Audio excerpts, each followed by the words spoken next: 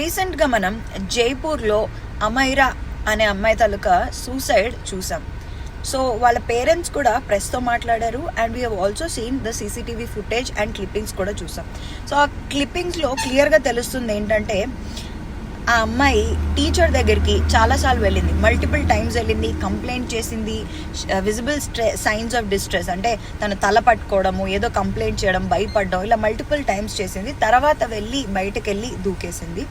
So ఇక్కడ parents అంటున్నారు teachers తాలూకా negligence అని. అది 100% యాక్సెప్ట్ చేస్తాను. Teachers should be responsible for this. But at the same time parents ఏం చెప్తున్నారంటే మా అమ్మాయి ఒలింపియాడ్లోని, యోగాలోని, అన్నిట్లోని మల్టీ టాలెంటెడ్ అండ్ మల్టీ ఫాస్టెడ్గా ఉంటుందని చెప్పి. సో అలా ఉన్నప్పుడు అండ్ ఆల్సో ప్రీవియస్గా తనకి బుల్లింగ్ జరిగింది, కంప్లైంట్ ఇచ్చామని చెప్పినప్పుడు పేరెంట్స్ ఎందుకు అథారిటీస్కి కంప్లైంట్ చేయలేదు? ఫర్ ఎగ్జాంపుల్ డిఈఓకి కానీ ఎడ్యుకేషన్ అథారిటీస్ కానీ ఎందుకు చెప్పి ముందుకు తీసుకెళ్ళి పేరెంట్స్ వర్షన్ బట్టి ఓకే తను ఆల్రెడీ బుల్లీ అయింది, వాళ్ళు యాక్షన్ తీసుకోలేదు, ఏది జరగలేదు. బట్ తన తాలూకా మెంటల్ హెల్త్ ఎలా ఉంది, తన ఇంట్లో ఎలా ఉంటుంది, అచీవ్మెంట్స్నే చూపిస్తున్నారు. But achievements are not a sign of good mental health. ఇది అందరం మనం తెలుసుకోవాలి.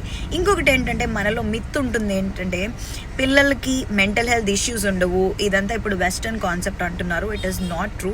పిల్లల్లో కూడా సైకలాజికల్ ప్రాబ్లమ్స్, చిన్న చిన్న మెంటల్ హెల్త్ ఇష్యూస్ ఉండొచ్చు. అది టైమ్లీగా మనం కరెక్ట్ చేసుకోవాలి. ఆన్ ద ఫ్లిప్ సైడ్ ఇంకొక ఫినామినన్ ఏంటంటే చాలాసార్లు చిన్నపిల్లలకి తెలీదు, మూవీస్ లేదా ఇంకేదో చూసో ఇన్ఫ్లుయెన్స్ అయ్యి మనం అలా దూకేస్తే అప్పటిదాకా పట్టించుకోకుండా ఉన్న వాళ్ళని పట్టించుకుంటారు, వాళ్ళకి పనిష్మెంట్ ఇచ్చేస్తారు, ప్రిజన్కి వెళ్ళిపోతారు వాళ్ళు, ఇలా అనుకుని కూడా చేస్తుండొచ్చు అవుట్ ఆఫ్ ఇగ్నోరెన్స్. లేదు తనకి నిజంగా మెంటల్ హెల్త్ ఇష్యూస్ లేదా ఏదైనా ప్రాబ్లమ్, సైకలాజికల్ ఇష్యూస్ ఉండుంటే తను డెఫినెట్లీ హై ఫంక్షనింగ్ డిప్రెషన్తో అయితే బాధపడుతున్నట్టు మనకి.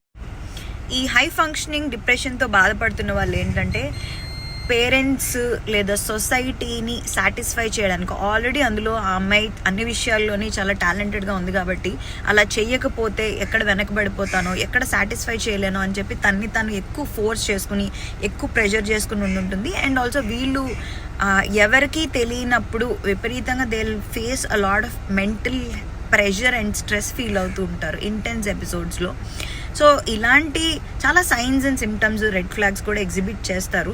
సో ఎందుకు అసలు స్కూల్స్లో ఇప్పుడు మనకి సుప్రీంకోర్టు క్లియర్గా చెప్పింది సైకాలజిస్ట్ ఆర్ కౌన్సిలర్స్ని వేసుకోమని, timely psychological assessment 360 degrees assessment తీసుకోమని. అవి కూడా ఎందుకు చేయట్లేదు అనేది మనం అందరం క్వశ్చన్ చేయాల్సిన విషయం. What is happening? So it is మనం అర్థం చేసుకోవాల్సిన విషయం ఏంటంటే ఇప్పటికైనా పిల్లలకి స్కూల్స్లో టైమ్లీ సైకలాజికల్ టెస్ట్ ఉండాలి, పేరెంట్స్ కూడా చాలా జాగ్రత్తగా ఉండాలి.